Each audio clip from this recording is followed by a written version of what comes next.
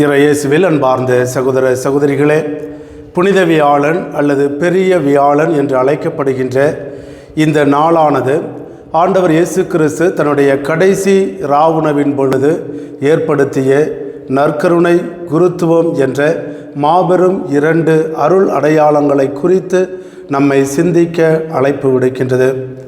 ஆண்டவர் இயேசு கிறிஸ்து தம்முடைய காலம் நேரம் நெருங்கி வந்தது என்பதை அறிந்தவர். தான் இந்த உலகத்திலே இருக்கப் போவதில்லை, பாடுகள் பட வேண்டும், துன்பங்களை அனுபவிக்க வேண்டும், சிலுவையிலே அறையப்பட்டு மரித்து அடக்கம் செய்யப்பட வேண்டும், 3வது நாள் உயிர் தெழுந்து அதற்கு பின்பாக விண்ணகத்திற்கு செல்ல வேண்டும் என்று நினைத்தவர். தன்னுடைய பிரசன்னம் இந்த உலகத்தில் எந்நாளும் இருக்க வேண்டும் என்பதற்காக நற்கருணை மற்றும் குருத்துவம் என்னும் மாபெரும் 2 அருள் அடையாளங்களை ஏற்படுத்தினார். இந்த 2 அருள் அடையாளங்களும் நம்முடைய கத்தோலிக்க திரு அவையின் அடித்தளமாக இருக்கின்றன. நம்முடைய கத்தோலிக்க திரு அவையை தாங்கி பிடிக்கின்ற 2 பெரும் தூண்களாக இந்த நற்கருணையும் குருத்துவமும் இருக்கின்றது. அன்பார்ந்த சகோதர சகோதரிகளே, நம்முடைய கத்தோலிக்க திரு அவை இன்று உலகம் முழுவதும் பரவி இருப்பதற்கு காரணம், வளர்ச்சி அடைந்திருப்பதற்கு காரணம் இந்த 2 அரும் அடையாளங்கள். குருத்துவத்தின் வழியாகவும் நற்கருணையின் வழியாகவும் திரு அவை வளர்ச்சியை அடைந்திருக்கின்றது. திரு அவை என்ற மாபெரும் கட்டடம் இந்த 2 அருள் அடையாளங்களை அடித்தளமாக கொண்டு கட்டி எழுப்பப்பட்டிருக்கின்றது. அன்பார்ந்த சகோதர சகோதரிகளே, ஆண்டவர் இயேசு கிறிஸ்து தன்னுடைய ராவுணவின் பொழுது எதற்காக நற்கருணையை ஏற்படுத்தினார்? ஆண்டவர் இயேசு கிறிஸ்துவுடைய இறை பிரசன்னம் எந்நாளும் இந்த உலகத்திலே இருக்க வேண்டும் என்பதற்காக அவர் நற்கருணையை ஏற்படுத்தினார். மத்தேயு நற்செய்தி 28வது அதிகாரம் 20வது வசனத்திலே நாம் வாசிக்கின்றோம். அங்கே ஆண்டவர் சொல்லுகின்றார், இதோ உலகம் முடியும் வரை எந்நாளும் உங்களோடு இருப்பேன் என்று. ஆக இந்த உலகம் முடியும் வரை எந்நாளும் உங்களோடு இருப்பேன் என்று சொன்ன ஆண்டவர் இந்த உலகத்திலே எந்நாளும் இருப்பதற்காக, நம்மோடு தங்கி வாழ்வதற்காக, நம்மை வழி நடத்துவதற்காக, நமக்கு புதிய வாழ்க்கையை தருவதற்காக நற்கருணை என்னும் அருள் அடையாளத்தை ஏற்படுத்தி இருக்கின்றார். யோவான் நற்செய்தி 6வது அதிகாரம் 56வது வசனத்திலே பார்க்கின்றோம். அங்கு ஆண்டவர் அழகாக சொல்லுகின்றார், யாரெல்லாம் என்னுடைய சதையை உண்டு என்னுடைய இரத்தத்தை குடிக்கின்றார்களோ அவர்கள் என்னோடு இணைந்திருக்கின்றார்கள், நானும் அவர்களோடு இணைந்திருக்கின்றேன் என்று. ஆக ஆண்டவர் இயேசு கிறிஸ்துவுடைய திரு விருந்திலே, உணவிலே பங்கெடுக்கின்ற அனைவருமே ஆண்டவரோடு இணைந்திருக்கின்றார்கள், ஆண்டவரும் அவர்களோடு இணைந்திருக்கின்றார். ஆக அன்பார்ந்த சகோதர சகோதரிகளே, நற்கருணையை ஆண்டவர் இயேசு கிறிஸ்து ஏற்படுத்தியதற்கு காரணம் நம்மோடு இருப்பதற்காக, நம்முடைய பாவங்களை மன்னிப்பதற்காக, நம்முடைய குற்றம் குறைகளை போக்குவதற்காக, நம் அனைவரையுமே இறைவனுடைய பிள்ளைகளாக மாற்றுவதற்காக. ஆக நற்கருணை என்பது நம் அனைவரையுமே இறைவனுடைய பிரசன்னத்திற்குள்ளாக அழைத்து வருகின்றது. நற்கருணையிலே ஆண்டவர் இயேசு கிறிஸ்து உடலோடும் ஆன்மாவோடும் உயிரோடும் இருக்கின்றார் என்பது நம்முடைய கத்தோலிக்க திரு அவை நமக்கு போதிக்கின்ற மாபெரும் போதனையாக இருக்கின்றது. நற்கருணையிலே இறைவனுடைய பிரசன்னத்திலே நம்பிக்கை இருக்க வேண்டும். யார் ஒருவர் நற்கருணையிலே நம்பிக்கை இல்லாமல் இருக்கின்றாரோ அவர் கத்தோலிக்க கிறிஸ்தவராக வாழ முடியாது. நம்முடைய கத்தோலிக்க விசுவாசத்தின் அடித்தளமாகவும் இந்த நற்கருணை இருக்கின்றது. இந்த நற்கருணையை தான் நாம் ஒவ்வொரு நாளும் வழிபாட்டிலே கொண்டாடுகின்றோம், திருப்பலியிலே நாம் கொண்டாடி மகிழ்கின்றோம். ஆண்டவர் இயேசு கிறிஸ்துவுடைய திரு விருந்திலே நாம் ஒவ்வொரு நாளும் பங்கெடுக்கின்றோம். அன்பார்ந்த சகோதர சகோதரிகளே, இந்த உலகத்திலே எப்பொழுதும் எல்லா நொடி பொழுதுமே திருப்பலியானது நிறைவேற்றப்பட்டு கொண்டிருக்கின்றது. அதைத்தான் நம்முடைய நற்கருணை மன்றாட்டு 3லே பார்க்கின்றோம். கதிரவன் தோன்றி மறையும் வரை ஆண்டவரே உமக்கு உன்னதமான பலி செலுத்தப்படுகின்றது என்று. அன்பார்ந்த சகோதர சகோதரிகளே, கதிரவன் தோன்றி மறையும் வரை என்று சொல்லுகின்ற பொழுது கதிரவனுக்கு மறைவே கிடையாது. இந்த உலகத்திலே ஒரு இடத்திலே கதிரவன் மறைந்தால் அந்த நொடி பொழுது மறு இடத்திலே கதிரவன் உதித்தெழுகின்றது. ஆக நம்முடைய இந்திய நாட்டிலே கதிரவன் மறைகின்ற பொழுது நியூசிலாண்டிலே கதிரவன் உதிக்கின்றது. நியூசிலாண்டிலே கதிரவன் மறைகின்ற பொழுது அமெரிக்க நாட்டிலே கதிரவன் உதிக்கின்றது. ஆக கதிரவன் ஒவ்வொரு இடத்தில் மறைகின்ற பொழுதும் ஏதோ ஒரு இடத்திலே உதித்து கொண்டே இருக்கின்றது. அப்படி பார்க்கின்ற பொழுது இடைவிடாமல் எல்லா நொடி பொழுதும் 24 மணி நேரமும் ஆண்டவர் இயேசுவுடைய இந்த நற்கருணை விருந்து, நற்கருணை பலியானது உலகம் முழுவதும் கொண்டாடப்பட்டு கொண்டே இருக்கின்றது. ஆக நற்கருணை என்பது கடவுளால் நமக்கு கொடுக்கப்பட்ட ஒரு மாபெரும் கொடை. நற்கருணை என்பது இறைவனுடைய பிரசன்னத்தை நமக்கு கொடுக்கின்ற ஒரு மாபெரும் இறை ஆசீர்வாதம். அந்த நற்கருணையை ஏற்படுத்திய இந்த நாளை சிறப்பிக்கின்ற வேளையிலே கத்தோலிக்க திரு அவை நமக்கு கொடுக்கின்ற அழைப்பு என்னவென்றால், அந்த நற்கருணைக்கு தகுந்த மரியாதையையும் வணக்கத்தையும் நாம் செலுத்த வேண்டும். நற்கருணை ஆண்டவருக்கு நாம் ஆராதனையையும் மகிமையையும் செலுத்த வேண்டும். நற்கருணை ஆண்டவருக்கு முன்பாக நாம் ஒவ்வொரு நாளும் அமர்ந்து 1 மணி நேரமாவது ஜெபிக்க வேண்டும். அப்படி ஜெபிக்கின்ற பொழுது ஆண்டவர் இயேசு கிறிஸ்துவுடைய குணமளிக்கும் வல்லமையையும், ஆண்டவர் இயேசு கிறிஸ்துவிடமிருந்து இரக்கத்தையும், பாவங்களுக்கான மன்னிப்பையும், பரிவையும், புதிய வாழ்வையும் நாம் பெற்றுக்கொள்ள முடியும் என்பதை திரு அவை நமக்கு போதிக்கின்றது. ஆக அன்பார்ந்த சகோதர சகோதரிகளே, நற்கருணை ஆண்டவருக்கு முக்கியத்துவம் கொடுக்க வேண்டும். நற்கருணை ஆண்டவரை வணங்க வேண்டும், ஆராதிக்க வேண்டும். அந்த திவ்ய நற்கருணை விருந்திலே நாம் அனைவருமே தகுதியான உள்ளத்தோடு பங்கெடுக்க வேண்டும். அதைத்தான் தூய பவுலடியார் கொரிந்தியருக்கு எழுதிய முதல் திருமுகம் 11வது அதிகாரம் 28வது வசனத்திலே அழகாக சொல்லுகின்றார்.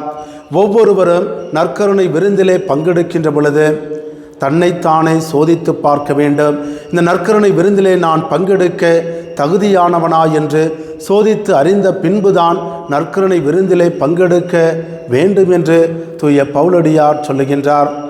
தகுதியற்ற முறையிலே நாம் நற்கருணை விருந்திலே பங்கெடுக்கின்ற பொழுது நாம் தண்டிக்கப்படுவோம் என்பதையும் தூய பவுலடியார் கொரிந்தியருக்கு எழுதிய முதல் திருமுகம் 11வது அதிகாரம் 27வது வசனத்திலே சுட்டி காட்டுகின்றார். அதைத்தான் ஆண்டவர் இயேசு கிறிஸ்துவுடைய கடைசி ராவுணவின் பொழுதும் நாம் பார்க்கின்றோம். அங்கு தகுதியற்ற முறையிலே யூதாசு இஸ்காரியோத்து அந்த திருவிருந்திலே பங்கெடுக்கின்றான். அவன் நற்கருணையை உட்கொண்ட உடனே தீய ஆவி அவனுக்குள்ளாக புகுந்தது என்று நற்செய்தியானது நமக்கு சுட்டி காட்டுகிறது. ஆக அன்பார்ந்த சகோதர சகோதரிகளே, நீங்களும் நானும் ஆண்டவர் இயேசு கிறிஸ்துவுடைய நற்கருணை விருந்திலே பங்கெடுக்கின்ற பொழுது தகுதி நிறைந்த உள்ளத்தோடு, தகுதி நிறைந்த ஆன்மாவோடு, தகுதி நிறைந்த சிந்தனையோடு, எண்ணத்தோடு, இதயத்தோடு பங்கெடுக்க வேண்டும் என்பதையும் இன்றைய விழாவானது நமக்கு சுட்டி காட்டுகின்றது. மேலும் அன்பார்ந்த சகோதர சகோதரிகளே, இந்த நற்கருணையை நமக்கு கொடுப்பவர்கள் குருக்கள்.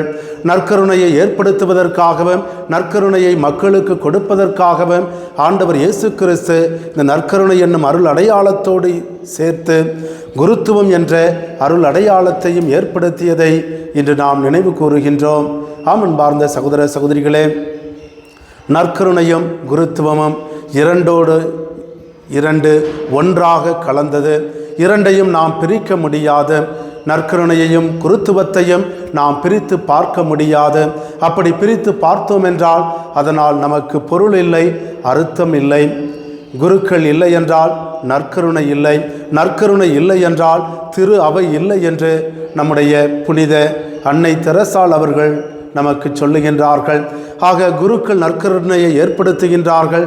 நற்கருணையின் வழியாக திரு அவையானது, திரு அவையில் இருக்கின்ற அனைத்து இறை மக்களுமானவர்கள் இறைவனுடைய அருளையும் ஆசிரையும் நிறைவாக பெற்றுக்கொள்ளுகின்றார்கள்.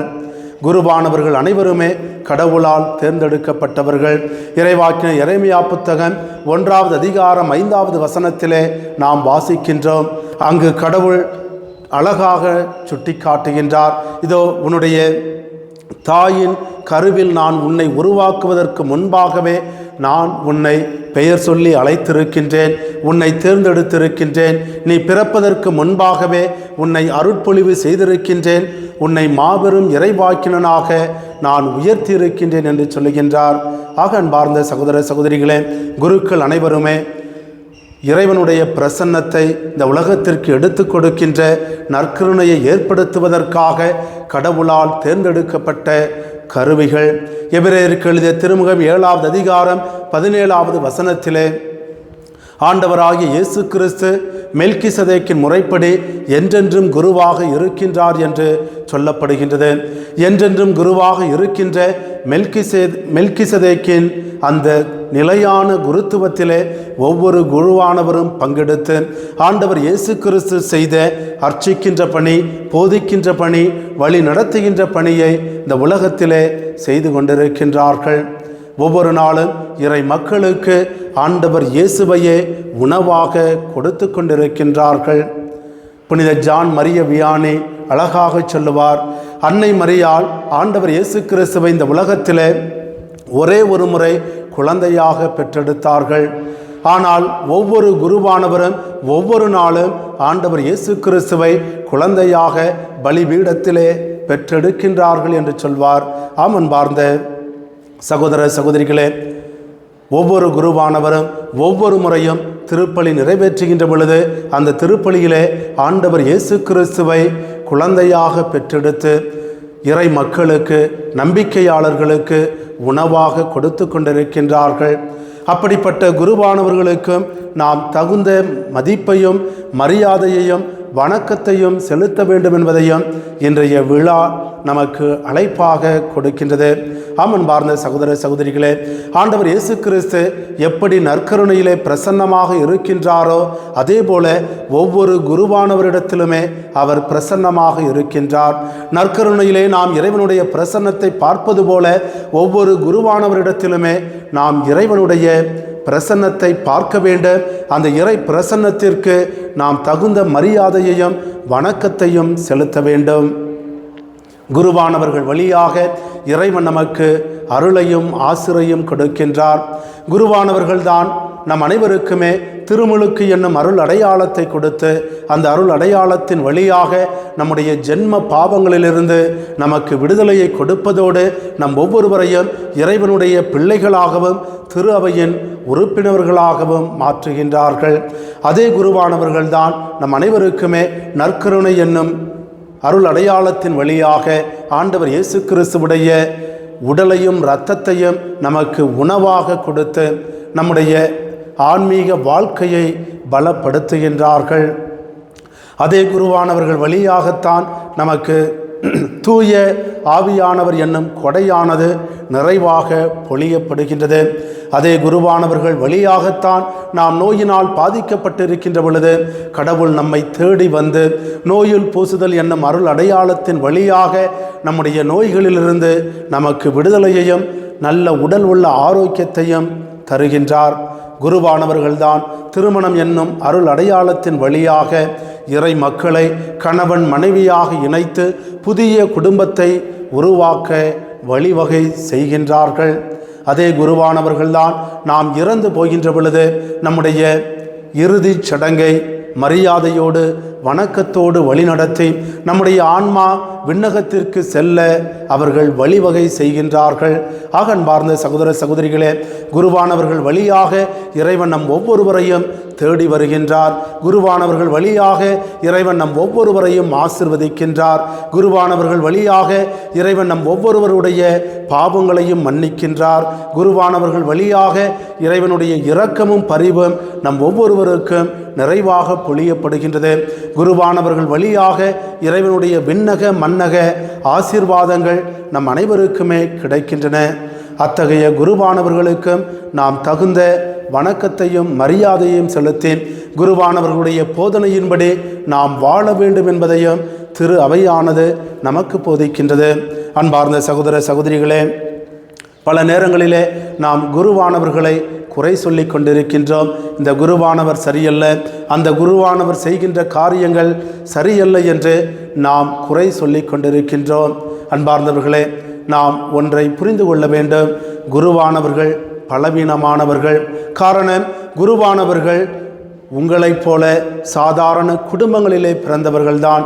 குடும்பத்திலே பிறந்து வளர்ந்து குடும்பத்திலே தாய் தகப்பனால் உருவாக்கப்பட்டு இறைவனால் தூண்டப்பட்டு இந்த அழைப்பை பெற்றுக்கொண்டு 12 ஆண்டுகள் 13 ஆண்டுகள் பயிற்சியை பெற்று குருவாக திருநிலைப்படுத்தப்பட்டு உங்கள் மத்தியிலே பணி செய்வதற்காக அனுப்பப்படுகின்றவர்கள். அப்படி மனிதர்களிடமிருந்து குடும்பங்களிலிருந்து இறைவன் தேர்ந்தெடுக்கின்ற குருவானவர்கள் மனித பலவீனத்தை கொண்டவர்கள். அவர்கள் தங்களுடைய மனித பலவீனத்திலே தவறு செய்ய நேரிடலாம், சிறு சிறு குறைகளை செய்ய நேரிடலாம். அந்த நேரங்களிலெல்லாம் அந்த குருவானவர்களுக்காக நாம் ஜெபிக்க வேண்டும். காரணம், அவர்கள் தாங்கி இருக்கின்ற குருத்துவம் என்னும் அருள் அடையாளமானது பலவீனமானது அல்ல, மாறாக பலம் நிறைந்தது, ஆற்றல் நிறைந்தது, சக்தி நிறைந்தது. குருவானவர்கள் அனைவருமே இயேசு கிறிஸ்துவுடைய பிரசன்னத்தை பிரதிபலிக்கின்ற பிரதிநிதிகளாக வாழ்ந்து கொண்டிருக்கின்றார்கள். அவர்கள் தாங்கி இருக்கின்ற குருத்துவம் என்பது இறைவனிடமிருந்து வந்த குருத்துவம். அவர்கள் இறைவனால் தேர்ந்தெடுக்கப்பட்டு அருள் பொழிவு செய்யப்பட்டு அபிஷேகம் செய்யப்பட்டு திருப்பணியை ஒப்படைக்கப்பட்டவர்கள். ஆக அன்பார்ந்த சகோதர சகோதரிகளே, நமக்காக தங்களுடைய வாழ்க்கையை அர்ப்பணித்திருக்கின்ற, நமக்காக நம்முடைய ஆன்மீக தேவைக்காக தங்களுடைய குடும்பங்களை விட்டுவிட்டு, தாய் தகப்பனை விட்டுவிட்டு, சொந்த நில புலத்தை விட்டுவிட்டு பல்வேறு இடங்களுக்கு குடிபெயர்ந்து பணி ஆற்றி கொண்டிருக்கின்ற குருக்கள் அவருடைய பலவீனத்திலே சிறு சிறு தவறுகளை செய்தால் சுட்டி காட்டுகின்ற உரிமை நமக்கு இருக்கின்றது.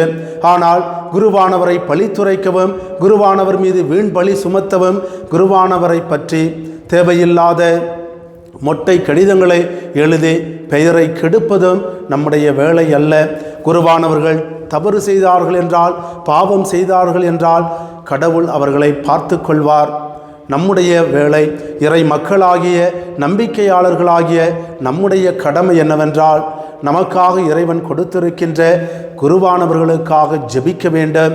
அதிலும் பலவீனத்தோடு பாவத்தோடு வாழ்ந்து கொண்டிருக்கின்ற குருவானவர்களுக்காக ஜெபித்து, இறைவனுடைய அருளுக்காகவும் இரக்கத்திற்காகவும் ஜெபித்து, குருவானவர்கள் தங்களுக்கு கொடுக்கப்பட்டிருக்கின்ற அந்த அழைப்பின் மேன்மையை உணர்ந்து, அந்த குருத்துவத்தின் மேன்மையை உணர்ந்து இன்னும் சிறப்பாக திறம்பட தன்னுடைய இறை பணியை, இறை ஆட்சியை கட்டி எழுப்புகின்ற பணியை செய்வதற்கு தேவையான அருளையும் ஆசிரையும் இறைவன் கொடுத்து வழி நடத்த வேண்டும் என்று நம்முடைய குருக்களுக்காக நாம் ஜெபிப்பது நம்முடைய கடமையாக இருக்கின்றது.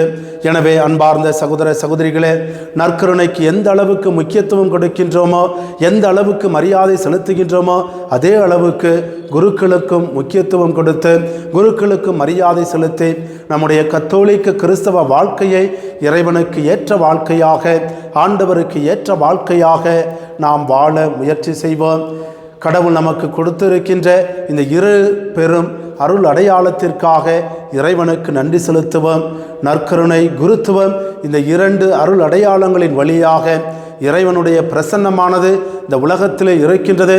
இறைவனுடைய பிரசன்னமானது இந்த உலகத்திலே பயணம் செய்து கொண்டிருக்கின்றது. இறைவனுடைய பிரசன்னமானது நம்மை தேடி வந்து நமக்கு இரக்கத்தையும் மன்னிப்பையும் கொடுத்து நம்முடைய வாழ்க்கையை மாற்றி நம் ஒவ்வொருவரையுமே புது படைப்பாக மாற்றிக்கொண்டிருக்கின்றது. எனவே அன்பார்ந்த சகோதர சகோதரிகளே, நமக்கு இறைவன் கொடுத்திருக்கின்ற குருக்களுக்காக நன்றி செலுத்துவோம். நற்கருணை என்னும் பெரும் கொடைக்காக நன்றி செலுத்துவோம். அந்த குருக்கள் வழியாக இறைவன் நம்மை ஆசீர்வதிப்பது போல நம்முடைய ஜெபத்தின் வழியாக, நம்முடைய மன்றாட்டுக்களின் வழியாக இறைவன் குருக்களையும் ஆசீர்வதிக்கும்படியாக இந்த நாளிலே நாம் மன்றாடுவோம்.